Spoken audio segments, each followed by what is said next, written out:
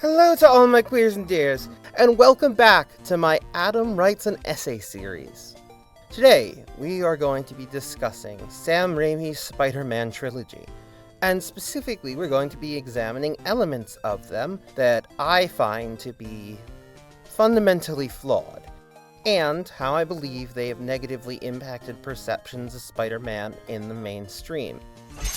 Important caveat, there is no need for any of you to agree with my opinions in this video, nor am I commenting on the quality of the character of anyone who enjoys these films or the people who made them. What I really want to do here is explore issues I have found with these films that are often overlooked, under-discussed, and or drowned out by more widely accepted narratives. I hope that you will watch this video with an open mind, and give me the grace to properly explain my thoughts before you react. I know how meaningful this version of Spider-Man is to so many people, and I am not trying to take that away from anyone. However, no story is beyond criticism, and that's never more true than when said story has such a large cultural impact. With the impact the Raimi films have had on the cultural narrative of what Spider-Man is or should be, not to mention for how many people they were a formative experience, and how they impacted culture at large, they certainly fall into that category.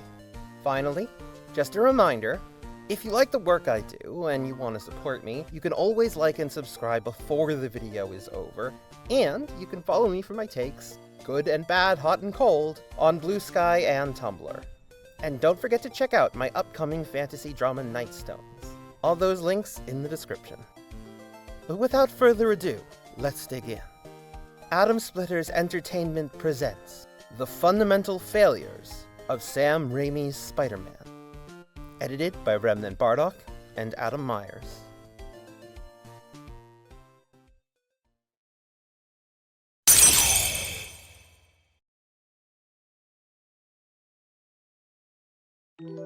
I know how beloved these films are, and I know what the Spider-Man fandom can be like. I am not ignorant to the fire I'm playing with here.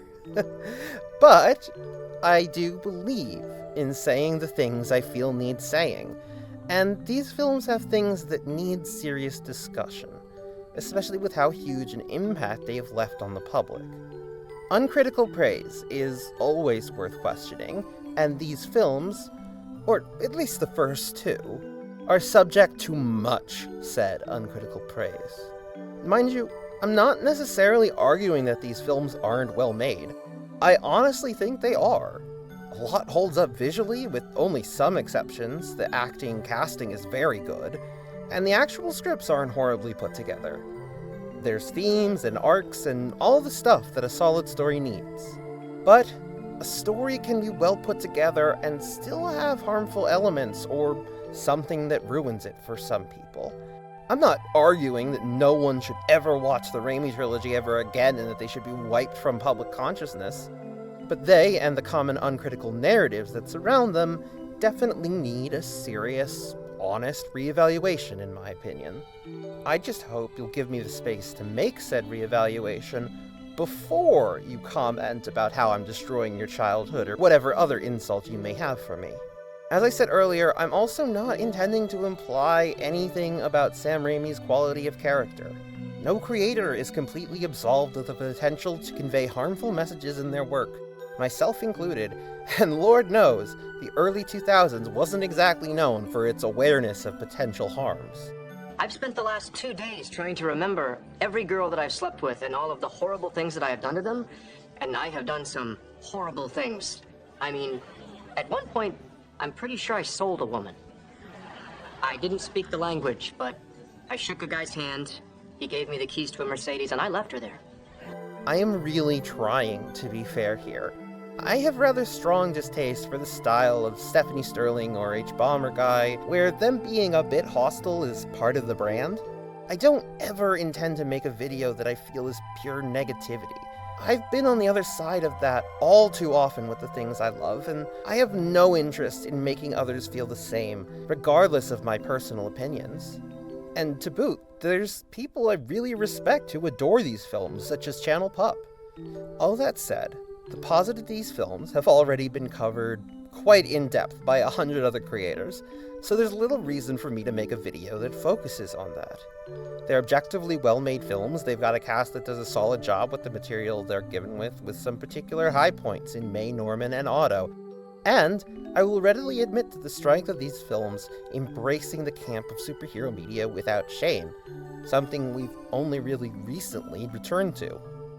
In fact, I intentionally sought out videos that praise these films, so I could best know the arguments in favor of Raimi's trilogy before attempting to criticize it, to really understand why people love these films, even as my own opinion stayed mostly the same.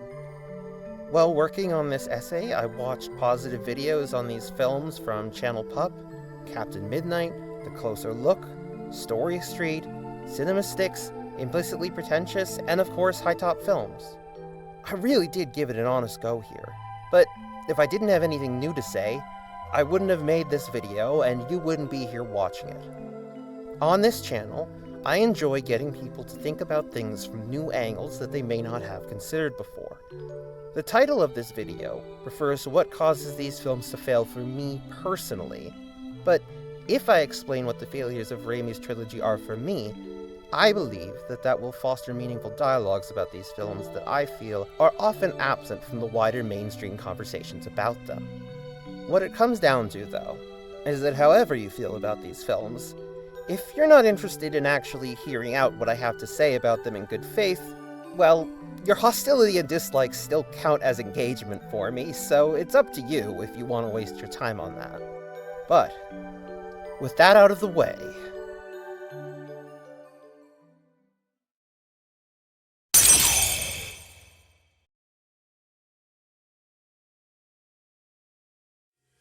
Peter Parker is one of the most famous Jewish characters to ever exist. As a Jewish fan of Spider-Man, the Jewish roots of Spider-Man are important to me, though I'm aware that before we talk about the Christianization in the Raimi films, I need to make an argument that there were Jewish roots to Christianize.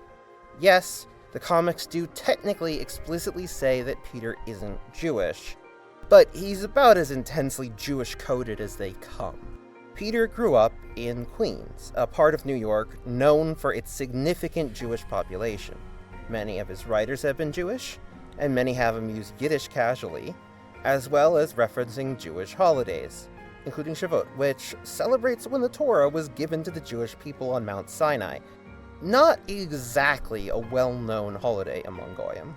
He also uses a style of humor known as Borscht Belt humor, which is explicitly Jewish in origin, and adheres to and/or evokes many Jewish stereotypes that we have somewhat embraced, like being witty, neurotic, self-deprecating, etc. Some of the less harmful stereotypes. And somewhat more accurate ones, if we're being completely honest with ourselves. Making his Uncle Ben specifically the core of his origin story also emphasizes his Jewish coding, as Benjamin is a name derived from the Hebrew name Binyamin, the youngest son of Jacob and Rachel in the Bible.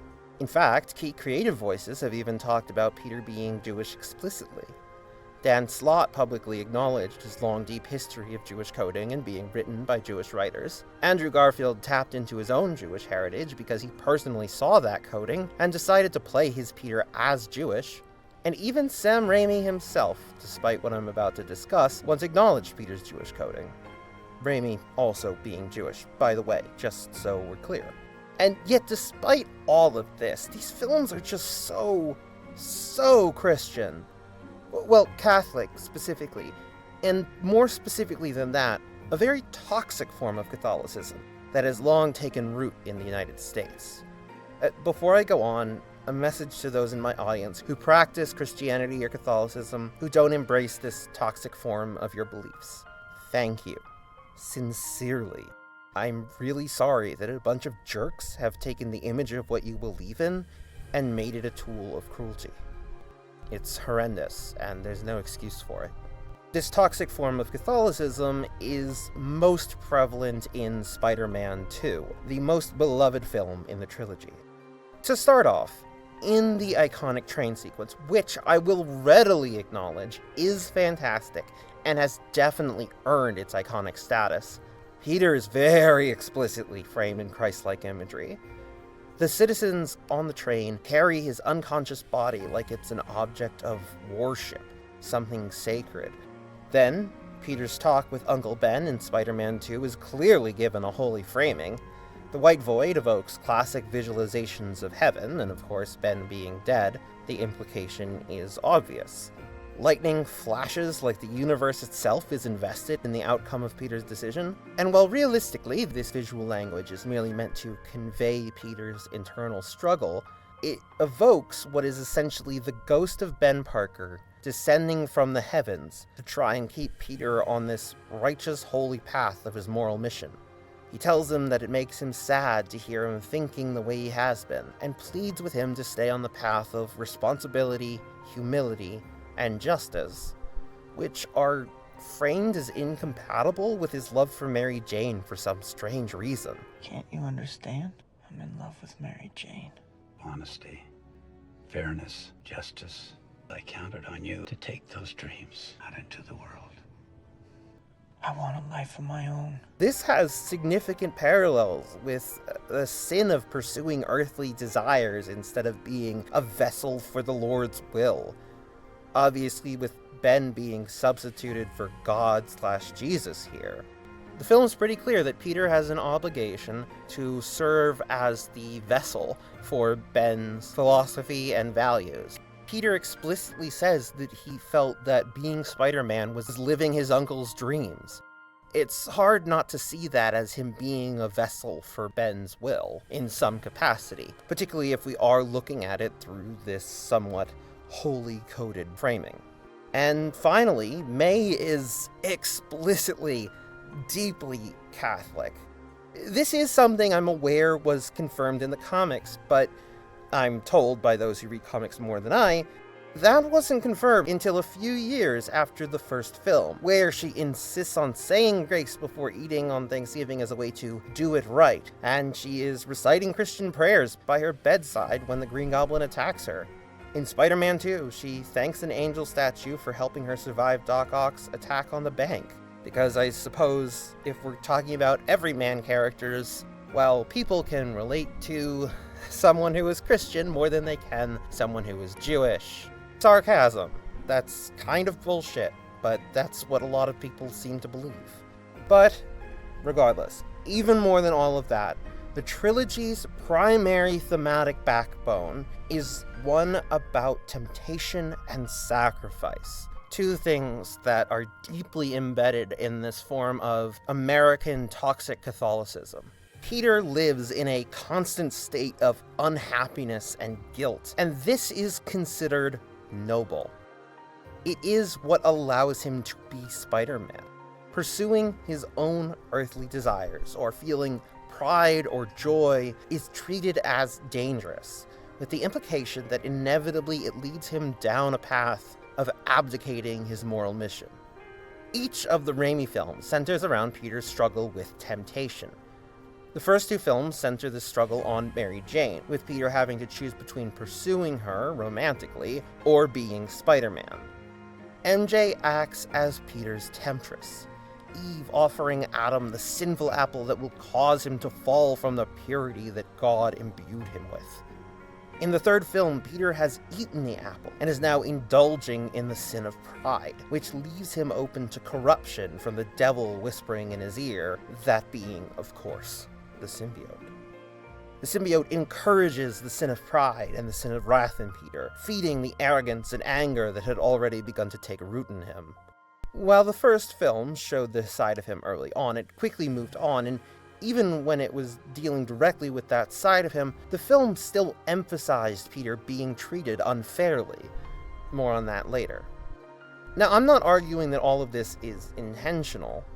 I mean, there's definitely some symbolism that is intentional, but this whole Catholic backbone to the trilogy, well, I don't know how much of it was intended and how much of it was unconsciously included. Like I said, I'm not accusing Raimi himself or anyone else who worked on these films of any sort of malicious intent or anything of the sort. But regardless, the film about Peter being seduced into embracing sin by a metaphorical devil does come directly after committing to a relationship with his not nearly as metaphorical temptress. And, Oy. Speaking of Mary Jane's role in these films...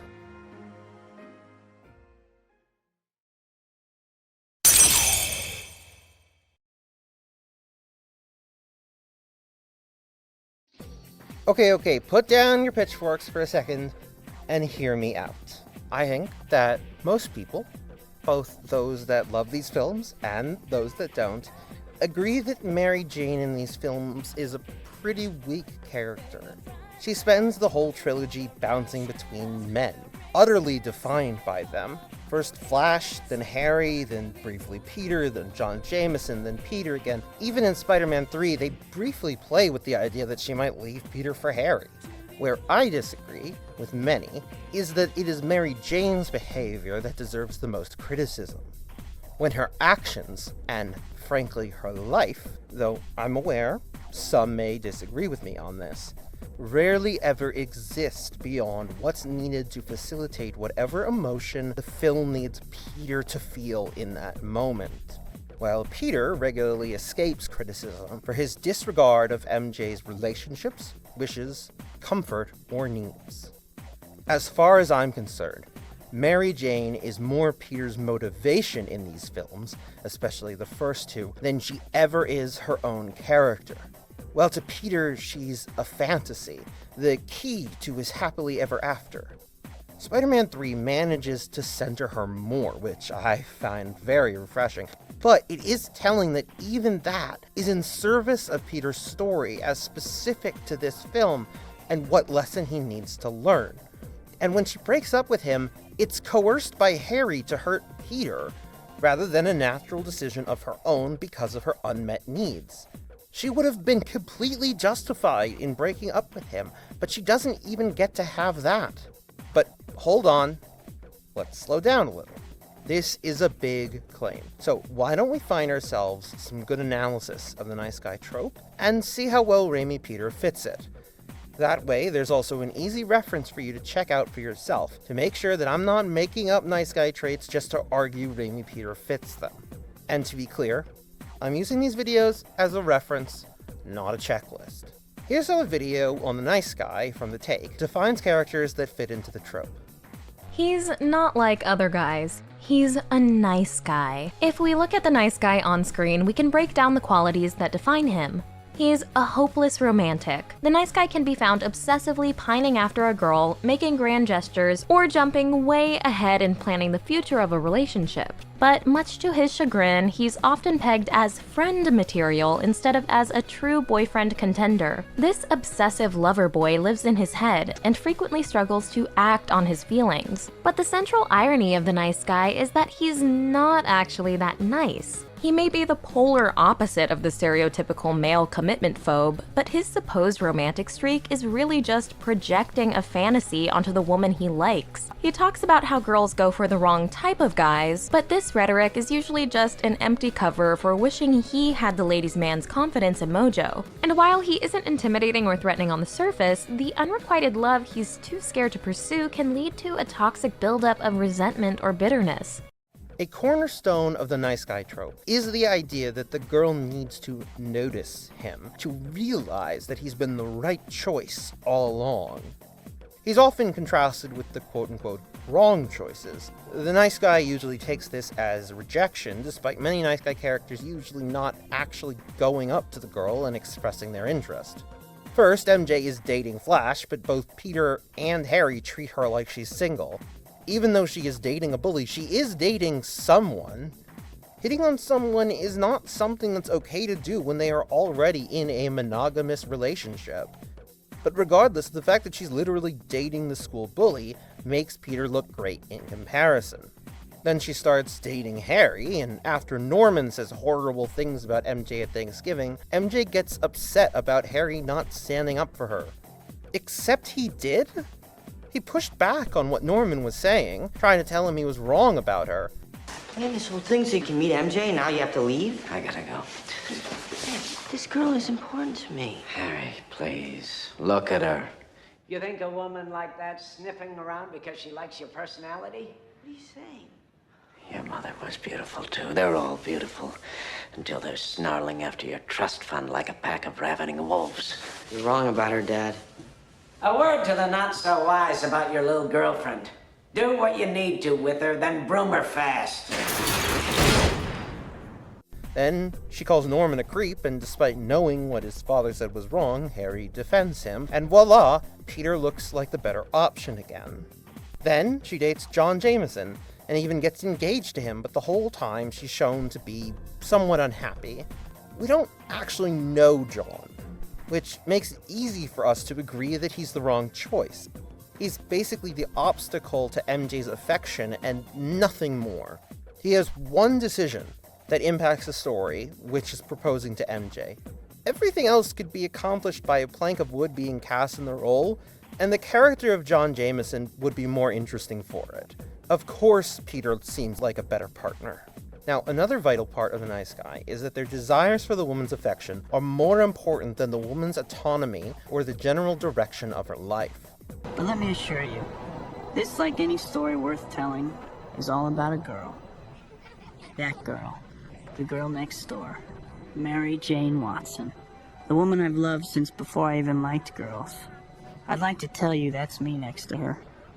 The heck I'd even take him. In Spider-Man 1, the very first moment of the film is cementing Peter's main motivation as being Mary Jane. She is centered as his love interest before getting any characterization. And then, her first bit of characterization is being the only decent person on the school bus. Peter even characterizes her as the girl next door, reducing her to a trope in the very first moment we ever get to see of her. Later in Spider-Man 1, there's a scene where MJ is shouted at by her clearly abusive father. She's crying on her way to school, and Peter for some reason sees this as a chance to potentially ask her on a date. Really gross. He even practices what he wants to say to her, and when a few girls drive up and offer her a ride, with MJ clearly attempting to pretend nothing was wrong, the film centers on Peter feeling like he missed his chance. There's also the way that Peter and May talk about MJ while May is recovering in the hospital. Having seen Peter and MJ talking, flirting, honestly, I don't know what to call this. Look, I am a sentimental guy. I don't have any issues with a bit of endearing sappiness, but to me, the acting quality goes down about 90% in these kinds of scenes, and Peter talks about a Mary Jane that we just have not seen so far. I say this as someone with deep fondness for the Arrowverse, and even the Flash specifically, but these scenes are literally the blueprint for the kind of "you are my lightning rod" and generally supposedly inspirational speeches that tell rather than show what's so great about a given character. Scenes that are routinely mocked, while these scenes get praised. At least be consistent, please. But anyways, May and Peter talk about MJ like they're respecting her, but they are in fact entirely removing her from the equation. Harry's in love with her. She's still his girl. Well, isn't that up to her? She doesn't really know who I am. Because you won't let her. Tell me, would it be so dangerous to let Mary Jane know how much you care? This is basically, she's actively dating my best friend, well, you haven't pursued her loudly enough for her to know for sure yet. Mary Jane made a decision and it ought to be respected. Peter can be her friend, but if getting to know her is just to have a chance at attracting her, I'm gonna say it, that's incel behavior. There is no consideration for where her life is at that moment. It is all about Peter. Peter similarly neglects the actual events of her life when talking to Otto and his wife about his love life in Spider-Man 2. He's asked whether he has a girlfriend, and he replies, I don't really know. Well, shouldn't you know? Who would know? But he does know, because he's turned MJ away several times by that point, and she said she's seeing someone now to boot. I know Peter struggles to move on. I know that that's an active part of the story, but the problem is that he never actually has to. He never has to grow to understand that Mary Jane isn't a fantasy for him to fulfill, but a person who has her own life and has the right to make choices that don't line up with what he wants from her. Because at the end of Spider-Man 2, they get together. And even in Spider-Man 3, Harry gets her to break up with Peter through coercion, so she doesn't even have full agency there. In Spider-Man 2, the first image of the film is Mary Jane's face. Not her actual face, a poster of her face. Peter says, "She looks at me every day, mournfully," speaking about how he chose Spider-Man over her at the end of the first film. But something important here is that he can't just be happy for her success. He rejected her, but hasn't moved on. And while she's moved on with her life and graduated from demeaning waitressing jobs to actually landing roles in plays like was her dream, something that he seemed to be saying he would love to support her in, to him, these posters promoting her as the star only exist as reminders of the fact that MJ is not with him. Later in the film, when going home after MJ's play is done, the posters with MJ's face on them, which I need to stress are for her starring role on Broadway, once again only serve as reminders to Peter that MJ is not his. Mary Jane's dreams don't matter, except to create a dilemma for Peter because he keeps missing her play, which damages how he looks in her eyes. The posters never exist to celebrate Mary Jane, despite her achieving her dream as established in the first film, which is particularly frustrating in a film that emphasizes the deep emotional importance of dreams through Otto. And this neglect of the centering of MJ in favor of centering Peter also feeds that removing of her autonomy, and softens the troubling implications of the reality that Mary Jane being his friend is, quite frankly, even less than a mere consolation prize for him. Despite the fact that he knows he won't accept MJ's affections, he continually seeks them out. He's never open to her actually moving on, even though it was and is his decision not to move forward with their relationship. Just before Peter tries to attend MJ's play, he studies up on poetry, which he has just been told by Otto is the best way to woo a girl. That makes it very hard for me to see him going to her play as genuine support of her, rather than satiating his own desire for her appreciation and attention, which is backed up by the fact that Peter sits outside the play until it's over, and is about to go talk to MJ, but falters when her current partner comes up to her and kisses her. This should not discourage an apology for missing the play, and it wouldn't unless he was only there to earn her romantic affection which he knows he would once again reject, as he always does. Either be honest with her, and let her make a choice that you will then respect, or move on, and accept she has too. In the first film, he similarly avoids the reality of Mary Jane's ongoing relationships. He goes to meet her outside her audition, but the problem is, Mary Jane did not tell him about the audition. He found out through a secondhand source, and he went out of his way to surprise her there. I was in the neighborhood. Needed to see a friendly face. I took 2 buses and a cab to get in the neighborhood. I think I have a superhero stalker. I might have accepted this as a friend wanting to be supportive thing instead of a stalker thing if Peter wasn't so clearly still attempting to woo her and literally makes out with her as Spidey not 2 minutes later. Something we see him quite happy over. He is never once, nor does he ever, intentionally seek out her company without hoping she will go out with him, and feeling rejected if she's with anyone else. But okay, maybe you disagree with my read thus far. I think I have something both critics and fans of these films can agree on. This is a scene I think even those who love these films can agree is shitty behavior. Even if you disagree with me on everything else, objectively, the events in this scene are that Peter goes to MJ's play, as she has been begging for him to do for months, and instead of being there purely to support her, afterwards, he tries to ask her out, despite knowing she is already engaged to be married, and that going out with him would be her cheating on her fiancé. You want to get some chow mein? Peter, I'm getting married.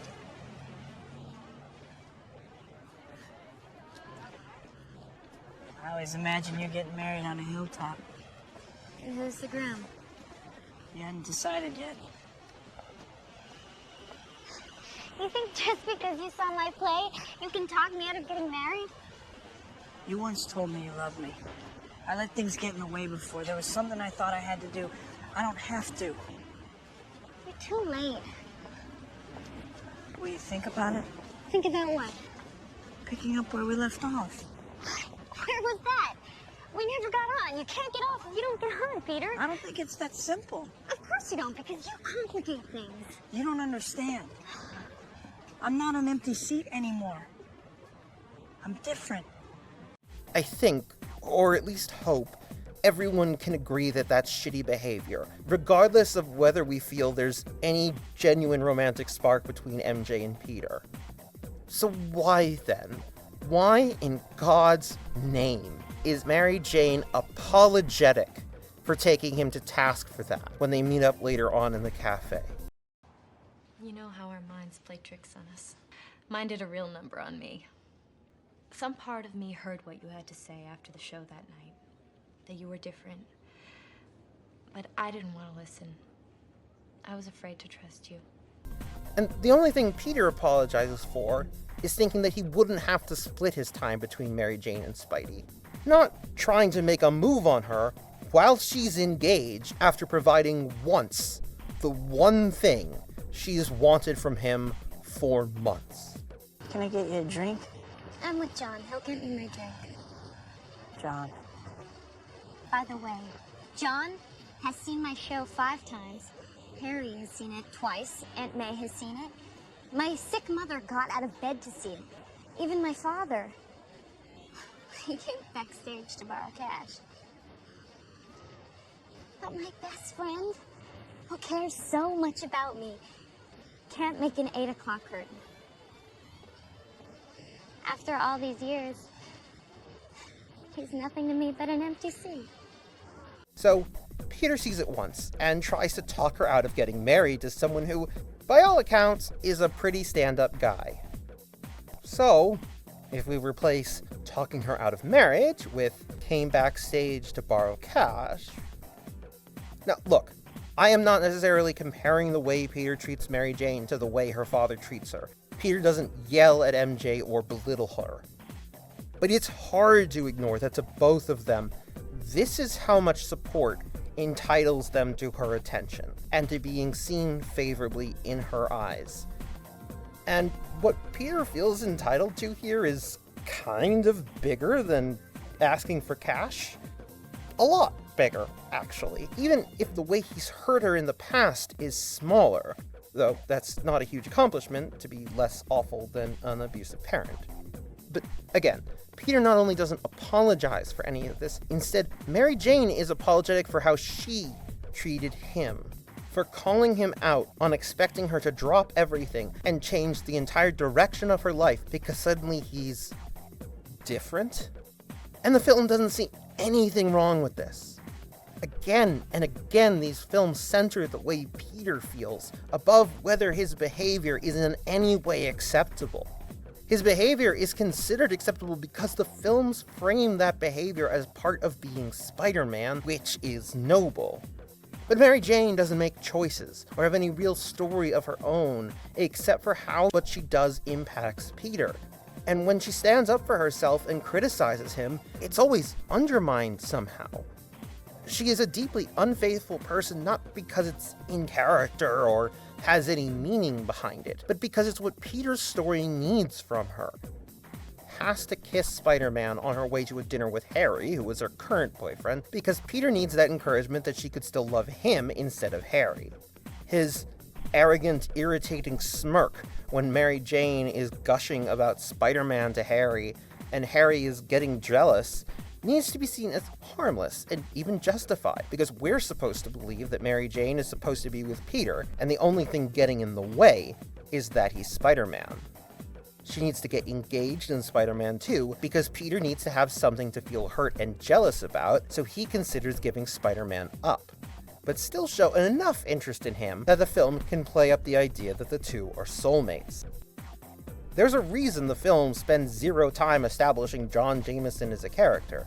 When she leaves him at the altar, it needs to be seen as an objectively triumphant, purely positive, deeply romantic moment. If the audience cared about John even a little, it wouldn't be that clean. And to be clear, I understand that the films treat their love as reciprocal, and some of you may argue that the idea of a nice guy doesn't apply when the feelings are reciprocal. But that's not true. The consistent refusals to accept her boundaries, and the fact that none of his actual support of her exists separate from his desire for her affection, are both standard nice guy prerequisites. A lot of the people who love this movie love it for its emphasis on the civilian side of things. Hightop referred to it several times in his essay as the most human superhero movie. Yet MJ is written as merely an object of desire for Peter, not as a person. Not to Peter, and not to the audience. I challenge any of you to find anyone on MJ's side of the aisle other than Harry that has a name, or that we've even met before in any real way. To me, it looks like all extras, because MJ's life is completely non-existent unless it impacts Peter. We don't know any of her castmates despite how much time she has to spend with them. We never even meet her aunt despite her and May being close friends. I'm sorry, but I can't see it as the most human superhero movie when the freaking co-star of the film is just a freaking prop.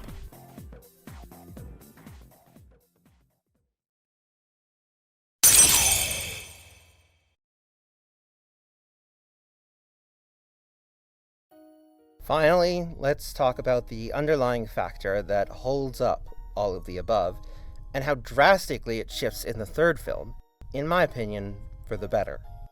I've mentioned this concept a few times in this essay, framing. In this context, what I mean is the messages conveyed by how the film executes its story. What's rewarded, what's punished, where is the audience's focus guided to, etc. In the first two films, Peter is the underdog. The entire universe seems to be against him. Not just the Parker luck, but people just hate Peter for no reason at all, and it makes the audience more sympathetic to him by default. At the start of Spider-Man 1, Peter not only misses the bus, but the bus driver refuses to stop for him despite him running to catch up with it for several streets.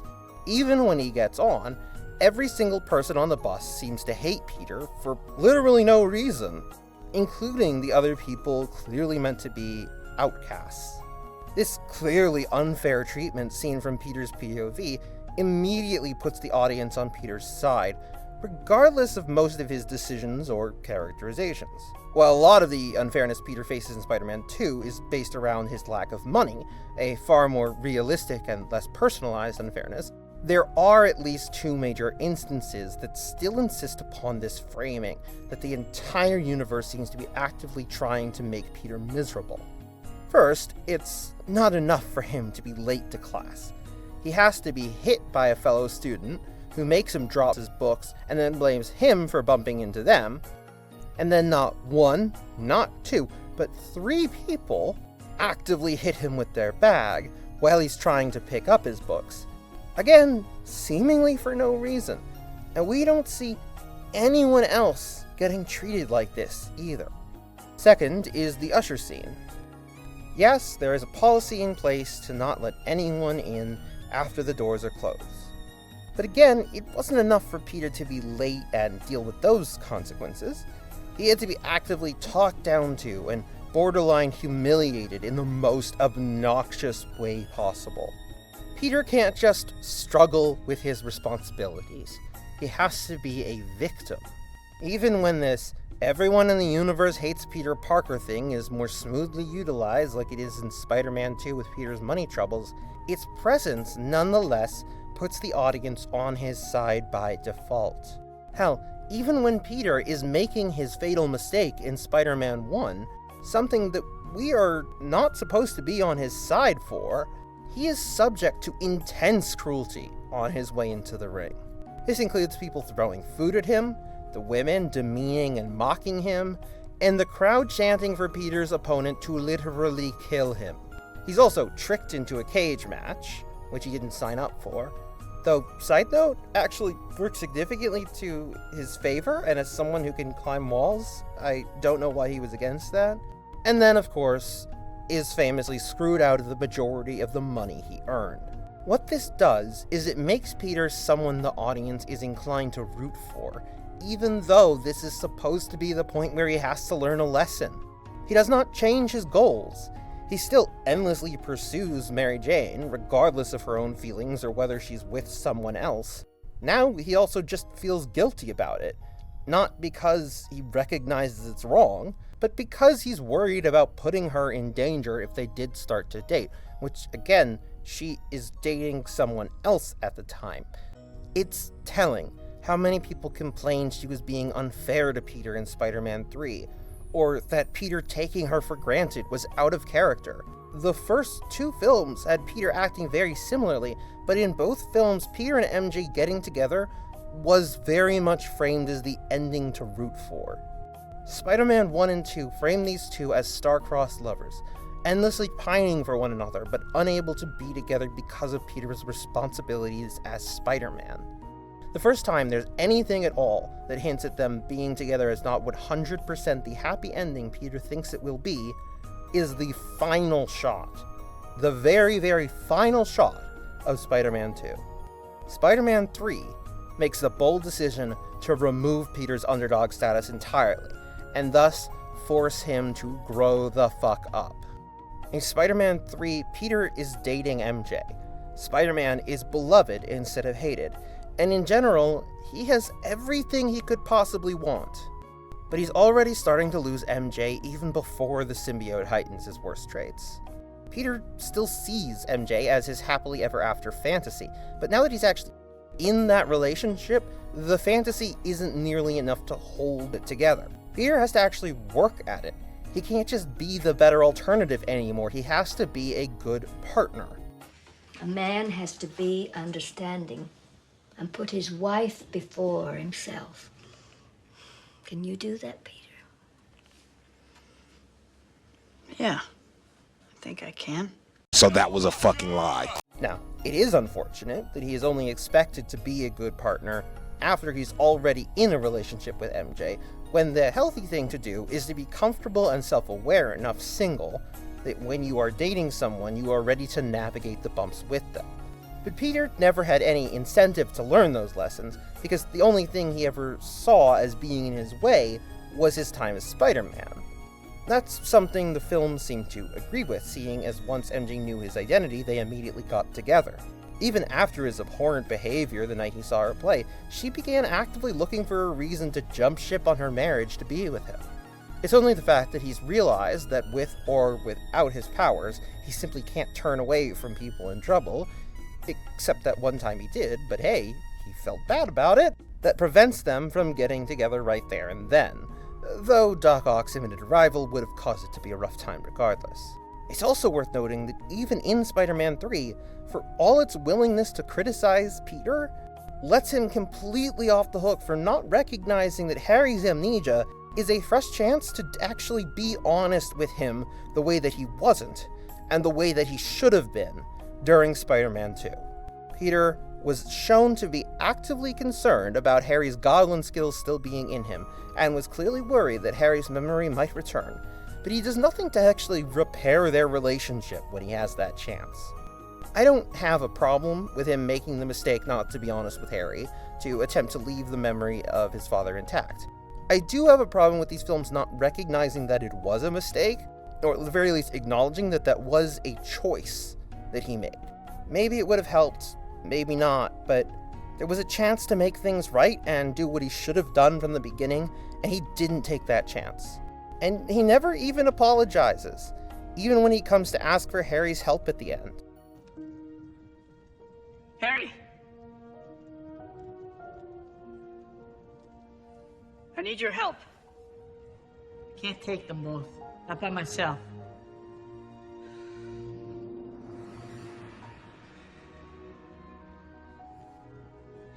You don't deserve my help. Harry. She needs us.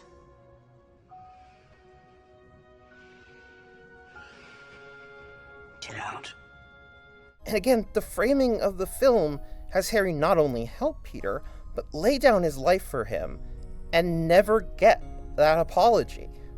Hightop mentions in one of his videos that Raimi's cinematography does an amazing job of putting the audience in Peter's shoes, of emphasizing to us how Peter is feeling. He's right. It does. But it does so at the expense of other characters and at the expense of any actual examination of Peter's behavior.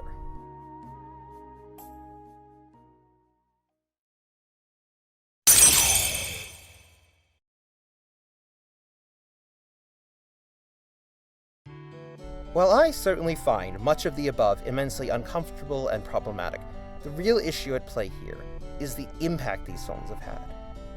For many people, this is the definitive Spider-Man uncritically. To this day, Spider-Man 2 in particular is regularly praised as an absolute masterpiece, as the definitive Spider-Man film, and as one of the best superhero films, if not the absolute best superhero movie ever made. And that's a fine opinion to hold.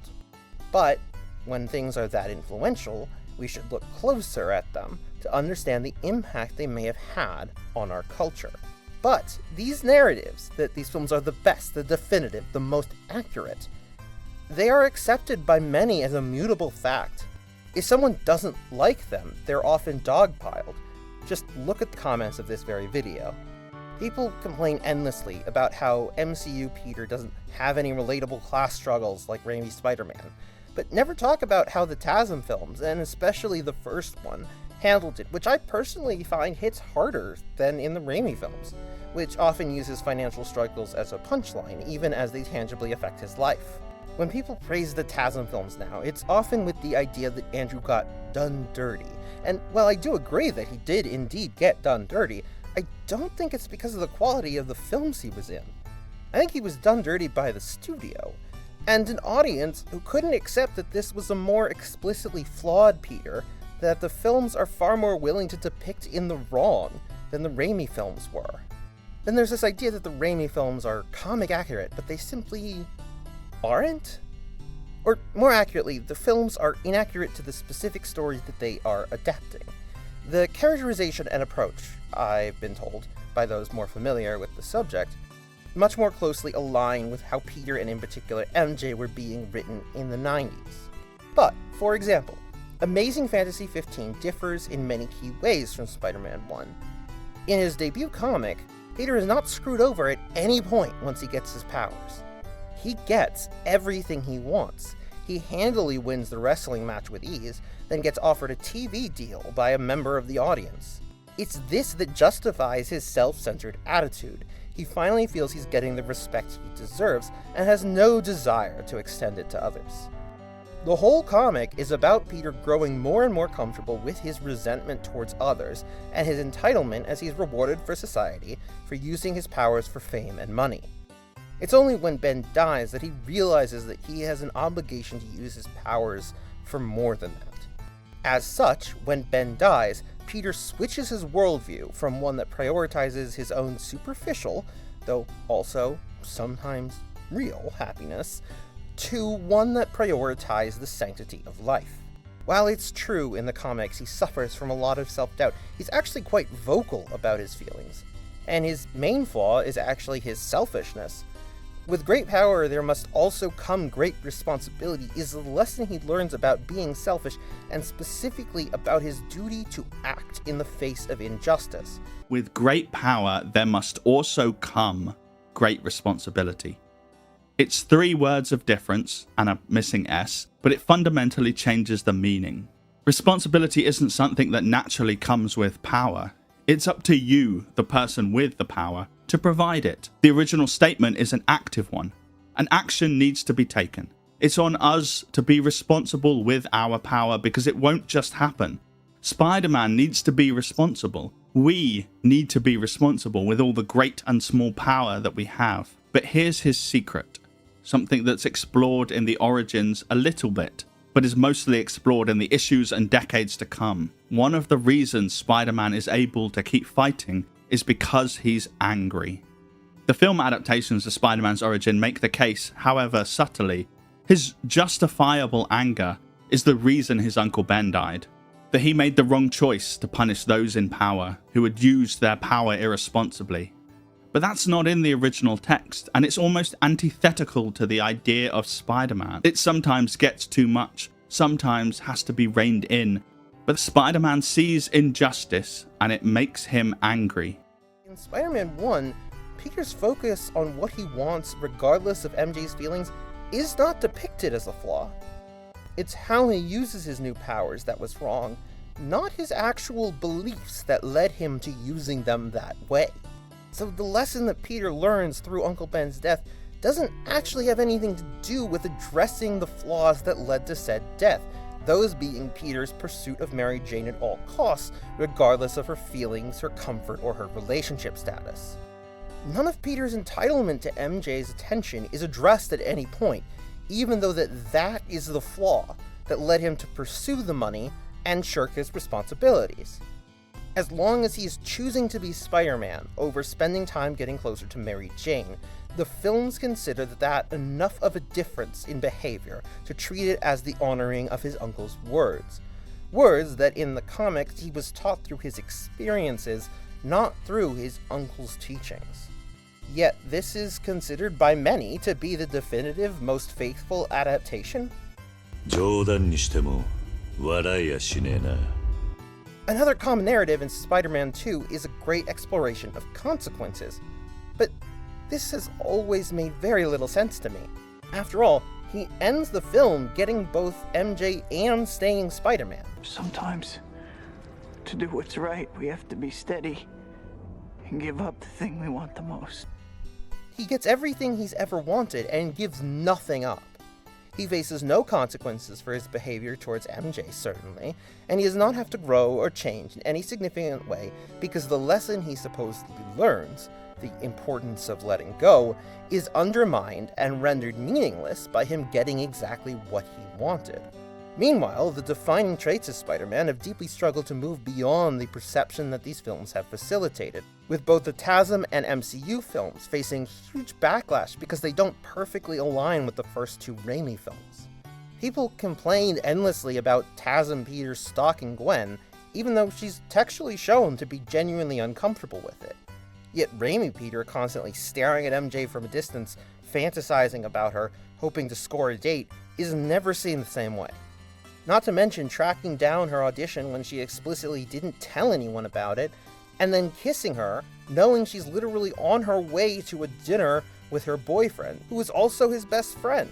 No Way Home was praised for fixing MCU Spider-Man because it ended in a way that aligned much more with the emphasis on Spider-Man as a noble burden Peter shouldn't put on others, as well as fully isolated and without support, and finally said, the line. No, Peter, you listen to me. You have a gift. You have power. And with great power, there must also come great responsibility. Coincidentally, No Way Home also heavily lent into Raimi fan service. In contrast, Electro's design was completely changed and Lizard's plan mocked, while Andrew's Peter was highly flanderized, becoming mostly comic relief outside of one scene that not only was immensely in contrast to his comedic presence in the rest of his screen time, but also rejected the end of his second film, where he took his time to grieve and eventually chose to get back up and try again. I carried on, tried to keep being the friendly neighborhood Spider-Man, because I know that's what she would have wanted, but at some point I stopped pulling my punches. And frankly, is the Lizard's escalation of Dr. Connor's eugenics worldview any more ridiculous than Doc Ock deciding he should do the thing that almost blew up the city but bigger this time because his arms told him to? Yet one is treated with reverence and the other with contempt, just like how their respective films were treated in the most dominant audience narratives. Brilliant scientist, until he turned himself into a lizard. Then he tried to turn the whole city into lizards. It was crazy. Speaking of which, what happened to you? Did you get a makeover? You know I can give you a real makeover. Let me guess, into a lizard? Exactly. You two just shut up. The power of the sun in the palm of my hand. The power of the sun. In the palm of your hand. The legacy cemented in our culture is that the first two Raimi films deserve worship, while the Amazing Spider-Man films were a disgrace to Andrew's acting talent, and also that MCU Peter is just Iron Man Jr. until No Way Home, and that none of those films really have much worth outside of that discussion. Meanwhile, the upside-down kiss from the first Raimi film remains a cultural touchstone of romantic iconography regardless of the troubling context around it. The legacy of these films impacts the way Spider-Man stories are told, and with Spider-Man being a symbol of goodness, it also impacts our culture's understanding of right and wrong. I understand that this may be an uncomfortable statement, but the attitudes rampant in fandom spaces should not be considered as completely separated from which pop culture touchstones are most commonly cited as the ideals within those spaces. That's not blaming these films or Raimi as the root of misogyny in fandom spaces. Obviously, plenty of fans of these films are not raging misogynists. However, we should wrestle with the fact that some people may have developed expectations, or had their existing beliefs normalized, about how they should treat those that they are romantically inclined towards after their heroes showed them what an epic romance looked like. There are a lot of different impacts these films likely had due to how deeply they were cemented into our collective consciousness, and the level of worship they receive should absolutely be examined with that understanding in play.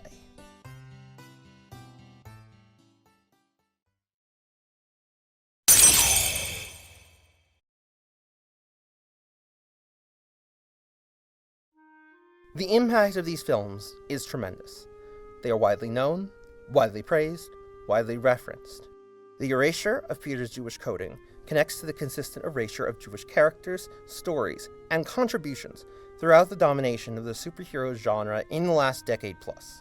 Conversations about which stories speak to us are crowded out by debates over whether the stories themselves are even valid to begin with.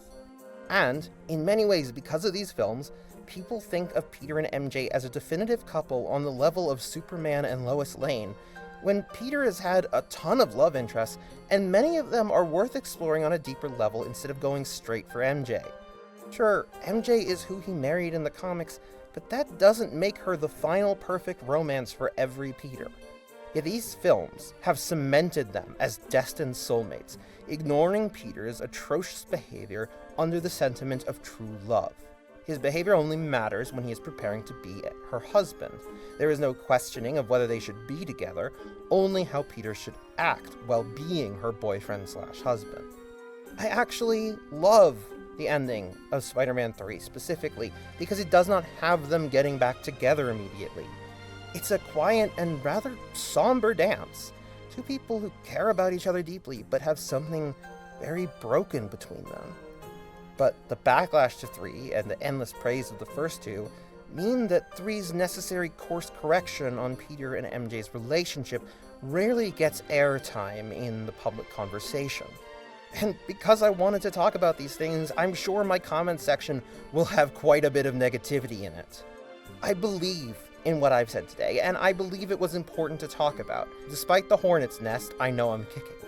I just hope that in my comments we can have meaningful discussions instead of fights.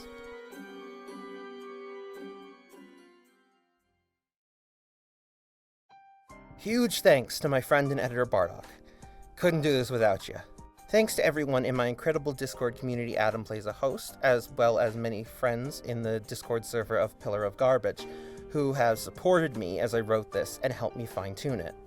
Links in the description to my socials and Bardock's, as well as other relevant links like the KNIGHTSTONES channel, as well as the One Hopepunk Scene playlist, which you'll definitely want to check out. There's been some really fantastic contributions. I've got lots of essays in the works, and my next big one is going to be a return to a research-heavy approach, which I haven't done in a bit. It's also something I'm really passionate about, and that I think is really important to discuss right now. So, if you want to see any of those, or any reactions, commentaries, and interviews I'm working on, make sure to subscribe to catch them when they come out. Other than that, leave a like if you like the video, dislike it if you don't, Give your thoughts in the comments, give me feedback, or hell, just comment some gibberish for the algorithm, and I'll see you all soon.